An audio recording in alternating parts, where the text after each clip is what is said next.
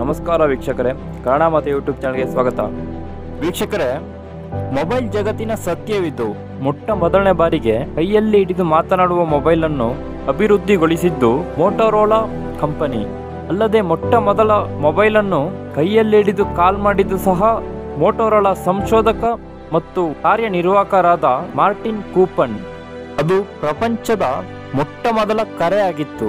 ಅಂದಹಾಗೆ ಈ ಮೊಟ್ಟ ಮೊದಲ ಮೊಬೈಲ್ ಫೋನ್ ಯಾವಾಗ ಅಭಿವೃದ್ಧಿಗೊಂಡಿತ್ತು ಹಾಗೂ ಮಾರ್ಟಿನ್ ಕೂಪನ್ ಯಾರು ಎಂಬ ಮಾಹಿತಿ ಕೊಡುತ್ತೇನೆ. ಅದಕ್ಕೂ ಮುಂಚೆ ನೀವೇನಾದರೂ ನಮ್ಮ ಚಾನಲ್ ಸಬ್ಸ್ಕ್ರೈಬ್ ಮಾಡ್ಕೊಂಡಿಲ್ಲ ಅಂದರೆ ಸಬ್ಸ್ಕ್ರೈಬ್ ಮಾಡ್ಕೊಳ್ಳಿ ಹಾಗೂ ಪಕ್ಕದಲ್ಲೇ ಕಾಣುವ ಬೆಲ್ ಬಟನ್ ಒತ್ತಿ. ವೀಕ್ಷಕರೇ, ಏಪ್ರಿಲ್ 3, 1973ರಲ್ಲಿ ಮೋಟೋರೋಲಾ ಇಂಜಿನಿಯರ್ ಮಾರ್ಟಿನ್ ಕೂಪರ್ ಮೊಟ್ಟ ಮೊದಲನೇ ಬಾರಿಗೆ ಮೋಟೋರೋಲಾ ಮೊಬೈಲ್ನಿಂದ ಕರೆ ಮಾಡಿದ್ದರು.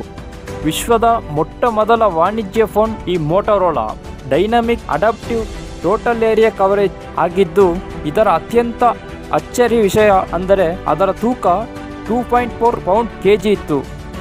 ಅಮೆರಿಕದ ನ್ಯೂಯಾರ್ಕ್ನಲ್ಲಿ ಸೆಲ್ ಫೋನ್ ಕರೆಯನ್ನು ಮೊದಲ ಬಾರಿಗೆ ಮಾಡಲಾಗಿತ್ತು. ಮಾರ್ಟಿನ್ ಕೂಪರ್ ಅವರು ನ್ಯೂಯಾರ್ಕ್ ಸಿಟಿಯ 53 ಮತ್ತು 54ನೇ ಬೀದಿ ನಡುವೆ 6 ಮುಖ್ಯ ವಿಶಾಲ ಬೀದಿಯಲ್ಲಿ ಮುಖ್ಯ ಕೇಂದ್ರ ಹೊಂದಿದ್ದರು. ಹಾಗೆಯೇ ಮೊದಲ ಕರೆಯನ್ನು ನ್ಯೂಜೆರ್ಸಿಯ ಬೆಲ್ ಲ್ಯಾಬ್ಗೆ ಕರೆ ಮಾಡಲಾಗಿತ್ತು. ಮಾರ್ಟಿನ್ ಕೂಪರ್ ಅವರು ತಮ್ಮ ಮೊದಲ ಡಿವೈಸ್ ಅನ್ನು ಹೊರತರಲು ಪೇಟೆಂಟ್ ಸಹ ಪಡೆದು ವಿನ್ಯಾಸಕರಾದರು. ಕ್ರೊಲಾಪ್ ಜೊತೆಗೆ ಕಾರ್ಯನಿರ್ವಹಿಸಿದ್ದರು. ಅವರಿಬ್ಬರು ಸೇರಿ ಡೈನಾಮಿಕ್ ಫೋನ್ ಅನ್ನು ಅಭಿವೃದ್ಧಿಪಡಿಸಿದ್ದರು. ಈ ಮೊಬೈಲ್ ಫೋನ್ ಉದ್ದ 23 ಸೆಂಟಿಮೀಟರ್ ಹಾಗೂ 2.4 kg ತೂಕ ಹೊಂದಿತ್ತು. ಅಲ್ಲದೆ ಅದು ಸಂಪೂರ್ಣ ಚಾರ್ಜ್ ಹೊಂದಲು 10 ಗಂಟೆ ಸಮಯ ಬೇಕಾಗಿತ್ತು. ಆದರೆ ಬಳಕೆ ಆಗುತ್ತಿದ್ದದ್ದು ಮಾತ್ರ ಕೇವಲ 35 ನಿಮಿಷಗಳು.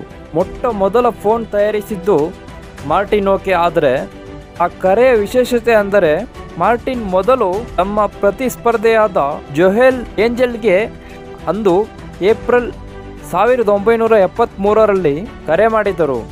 ಅಲ್ಲದೆ ಮಾರ್ಟಿನ್ ರವರು ನ್ಯೂಯಾರ್ಕ್ನ ರೇಡಿಯೋ ವರದಿಗಾರರಿಗೂ ಸಹ ಕರೆ ಮಾಡಿದರು. 1983ರಲ್ಲಿ ಡೈನಾಮಿಕ್ 8000X ಅನ್ನು ಸಾರ್ವಜನಿಕರಿಗಾಗಿ ಬಿಡುಗಡೆ ಮಾಡಲಾಗಿತ್ತು. ಆ ಫೋನ್ನ ಬೆಲೆ $3,955. ಹೀಗೆ ಆರಂಭ ಆದ ಮೊಬೈಲ್ ಫೋನ್ಗಳು ಇವತ್ತಿಗೆ ಸ್ಮಾರ್ಟ್ ಫೋನ್ ಆಗಿ ಬದಲಾಗಿದೆ. ಇದಿಷ್ಟು ಪ್ರಪಂಚದ ಮೊದಲ ಮೊಬೈಲ್ ಬಗ್ಗೆ ಮಾಹಿತಿ. ವಿಡಿಯೋ ನೋಡಿದ್ದಕ್ಕಾಗಿ ಧನ್ಯವಾದಗಳು.